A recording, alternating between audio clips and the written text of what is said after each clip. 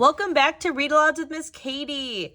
Today, before I read this book, make sure you head to our YouTube page, Empowered Tutoring. Hit subscribe so you never miss one of my stories. Today we are reading a book called Bears Don't Read by Emma Chichester Clark. Ooh, that's a tough last name. Bears Don't Read.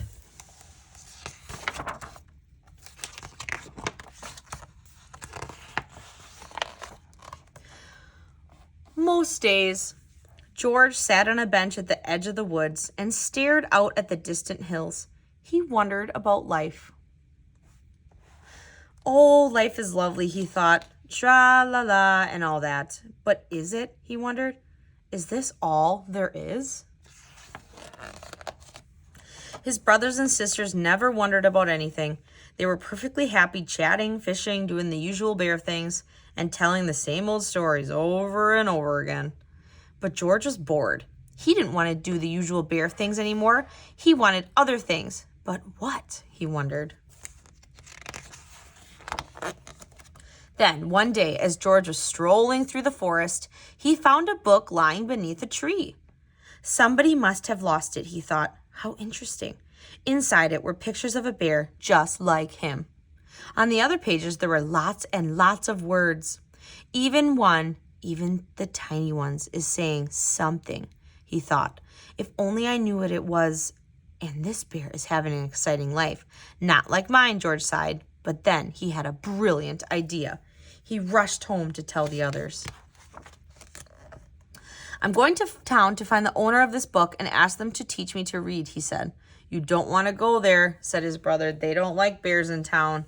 But I want to learn to read, said George. That's just silly, said his sister. Bears don't read. Why can't you be happy doing normal bear things? But George would not be put off. He waved goodbye and headed towards the long road into town with the book under his arm. George walked for a whole day and a whole night, stopping to rest on a grassy hill under the sparkling sky. Before he slept, he opened the book again and gazed at the works. Already, he felt that the world was a more interesting place.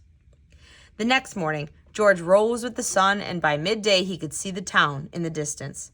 He smiled. It looked lovely. But there must be so many people who know how to read there, he thought, and lots of new stories they can tell me. But when he arrived, everyone was running. Some were even screaming. Wait, cried George. He showed the book to a woman rushing by. Do you know whose this is? He asked. It's from the school, she shrieked and pointed to the red building. Bear, somebody shouted. Call the police.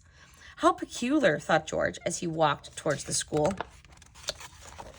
Inside the school, there was complete silence.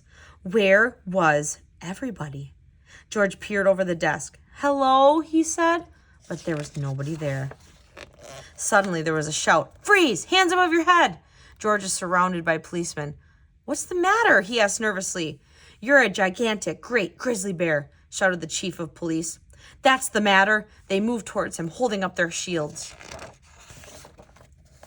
I don't want any trouble, said the chief.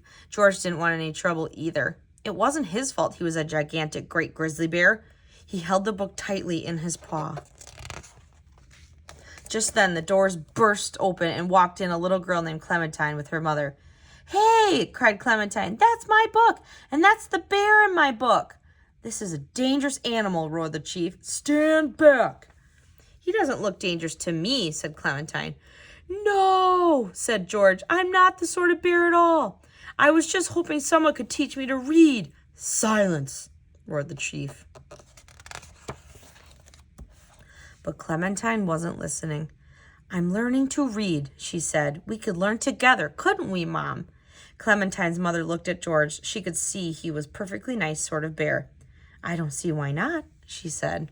So you will take responsibility for this bear, will you, madam? Asked the chief.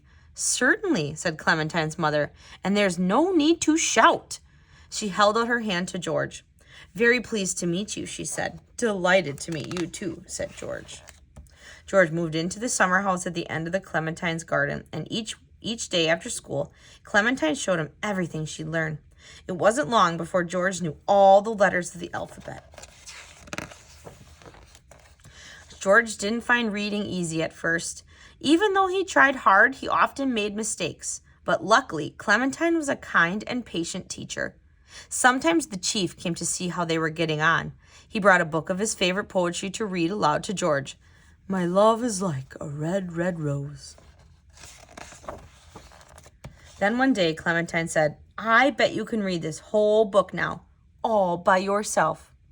George opened it and began. Once upon a time, there was a large brown bear who found a book lying under a tree. He read the whole book, all the way to the end. Bravo, said Clementine. We knew you could do it. And for George, that was just the beginning.